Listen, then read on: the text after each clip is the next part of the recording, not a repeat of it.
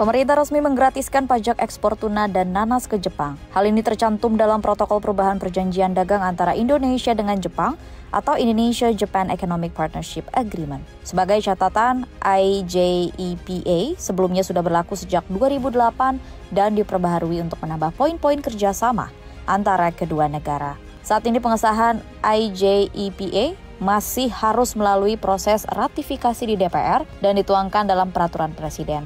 Adapun dengan disepakatinya perubahan perjanjian dagang ini, nantinya ekspor produk perikanan dan buah segar Indonesia ke Jepang bebas tarif bea masuk.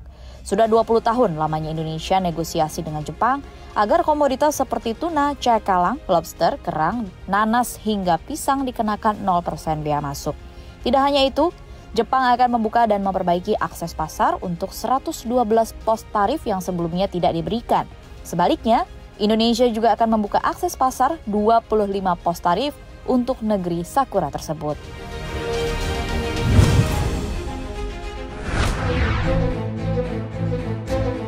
Industri tekstil dalam negeri dihantam badai pemutusan hubungan kerja.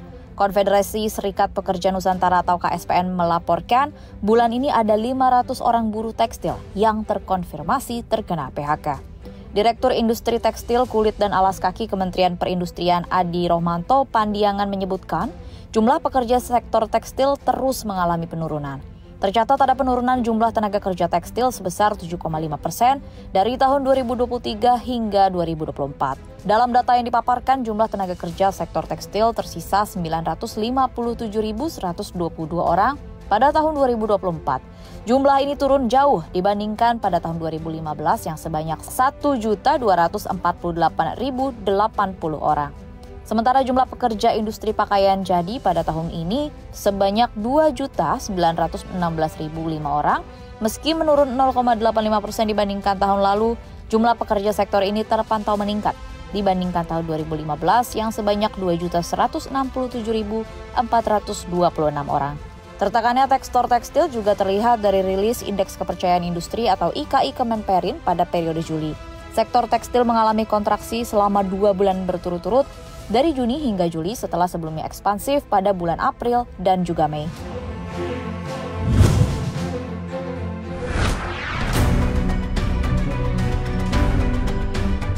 Pemerintah mengumumkan dari 472 investor yang tertarik berinvestasi di ibu kota negara, hanya 220 yang dinyatakan layak berinvestasi di ibu kota negara baru tersebut.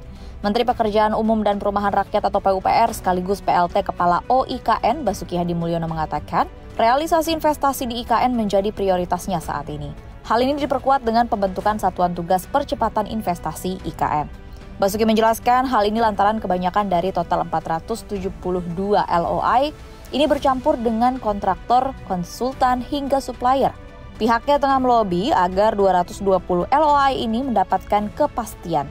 Dari jumlah tersebut, pihaknya telah mengkurasi kembali sehingga dihasilkan 60 investor prioritas. Para investor inilah yang tengah diproses untuk bisa dipercepat realisasinya. Setidaknya ada 2 investor asal Jepang dan China yang sudah siap masuk.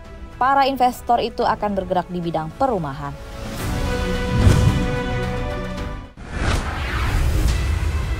Kepercayaan konsumen Indonesia naik tipis menjadi 123,4 pada Juli 2024 dari level terendah dalam 4 bulan di 123,3 pada bulan sebelumnya di bulan Juni. Sedikit peningkatan ini didorong oleh ekspektasi terhadap kondisi perekonomian negara saat ini. Selain itu, ketersediaan lapangan kerja dibandingkan 6 bulan lalu juga menguat, disertai kenaikan indeks pendapatan saat ini dan indeks pembelian barang tahan lama. Sementara itu, ekspektasi pendapatan untuk 6 bulan ke depan melemah, kemudian juga ada penurunan pada ketersediaan lapangan kerja tidak terdengar. Yang terakhir, ekspektasi terhadap prospek ekonomi tercatat pada kategori kurang optimis. Kondisi ini menyusul setelah Indonesia juga mengalami deflasi pada Juli lalu, yang menunjukkan adanya perubahan pelaku pasar dalam berbelanja ke produk-produk yang lebih murah. Meski begitu, IKK masih berada di area optimis di atas level 100.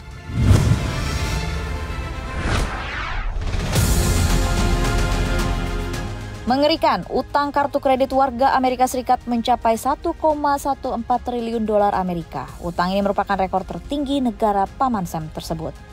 Laporan baru dari Federal Reserve Bank of New York ini didapati utang kartu kredit warga AS didominasi oleh anak muda. yakni yang berusia 18 hingga 29 tahun, dan 30 hingga 39 tahun yang kemungkinan besar lebih terpukul oleh pandemi COVID-19. Saldo kartu kredit naik 27 miliar dolar Amerika Serikat pada kuartal kedua tahun 2024 atau melonjak 5,8% dari tahun lalu. Saat ini 57% konsumen bergantung pada kartu kredit untuk memenuhi kebutuhannya dan 36% konsumen mengatakan sulit untuk membayar utang berulang tepat waktu.